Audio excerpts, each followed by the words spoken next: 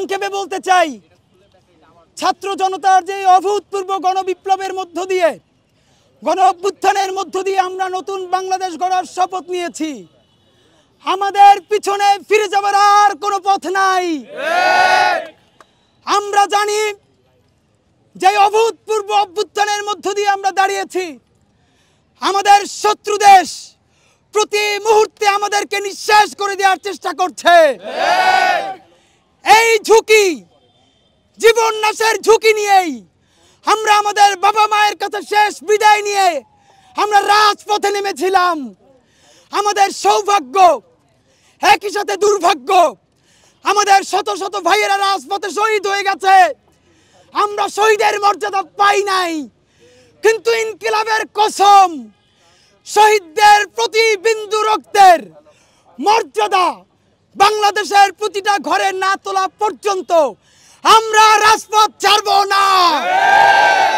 ভাইয়েরা আমার ইতিমধ্যে জানেন আমাদের নোয়াখালী, ফেনী, কুমিল্লা এই অঞ্চলে কি চলছে। একটি ন্যারেটিভ নির্মাণের চেষ্টা চলছে যে ত্রিপুরাও নিজেও তো বন্যাক্রান্ত হয়েছে, সেক্ষেত্রে বাংলাদেশকে তারা কিভাবে সেভ করবে। আপনাদের জ্ঞাতার্থে দুটো কথা বলতে চাই। এভাবে যদি কোনো কঠিন অবস্থা তৈরি হয়, পাশের দেশের প্রথম কর্তব্য প্রতিবেশী দেশকে জানানো যে আমাদের পানি ছাড়তে হবে, তোমরা প্রস্তুতি নাও। সকল কূটনৈতিক শিষ্টাচার বহির্ভূতভাবে ভারত চোরের মতো রাতের আধারে বাংলাদেশের মানুষকে মেরে ফেলার জন্য পানি ছাড়ি দিয়েছে। ভাইরা আমার, ওরা কত হাজার মারবে, আমরা লক্ষ মানুষ দাঁড়াবো। আরেকটি কথা আপনাদের স্বার্থে বলতে চাই, বিভিন্ন পত্র পত্রিকা যে কথাটি বলছে না, আপনারা জানেন আন্তর্জাতিক আইনে আন্তর্দেশীয় কোনো নদীতে এই নদীর যতগুলো স্টেক হোল্ডার থাকে তাদেরকে সাথে নিয়ে তাদের পরামর্শ ছাড়া কোনো একক দেশ একতরফাভাবে তাদের সীমান্তে কোনো বাঁধ নির্মাণ করতে পারে না। অথচ আমরা দেখেছি কত নির্লজ্জভাবে গত যুগের পরে যুগ বাংলাদেশকে সাথে না নিয়ে, বাংলাদেশকে না জানিয়ে ভারত তারা একতরফাভাবে অবৈধ বাঁধগুলো নির্মাণ করেছে। ইনকিলাব মঞ্চ থেকে বলতে চাই, ইনকিলাব মঞ্চের পক্ষ থেকে বলতে চাই, আগামী 27শে আগস্ট মঙ্গলবার ঢাকার শাহবাগ থেকে আমরা 10টি ট্রাক নিয়ে সবার প্রথমে কুমিল্লা অভিমুখে যাত্রা শুরু করব। প্রতিমধ্যে 7টি জায়গায়, যেই জায়গাগুলোতে আমাদের অভ্যুত্থানের সব থেকে বড় আন্দোলন হয়েছিল, সেইখানেও আমরা পথ সমাবেশ করব।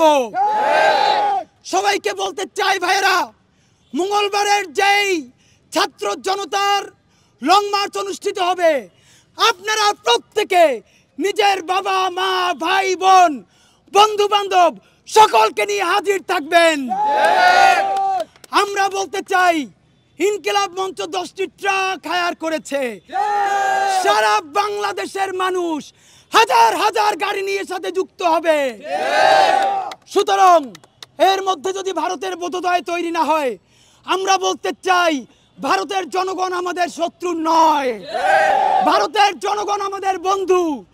ভারতের সাথে আমাদের সম্পর্ক হবে প্রতিবেশীর, প্রভুত্বের নয়, সার্বভৌমত্বের, দাসত্বের নয়। যদি তারা ভারত সেটা না পড়ে, তাহলে সুকান্তের একটি কথা বলে শেষ করছি। আমরা নজরুলের কথা বলতে চাই, আসিতেছে শুভ দিন, দিনে দিনে বহু বাড়ি আছে দেনা, সুদিতে হই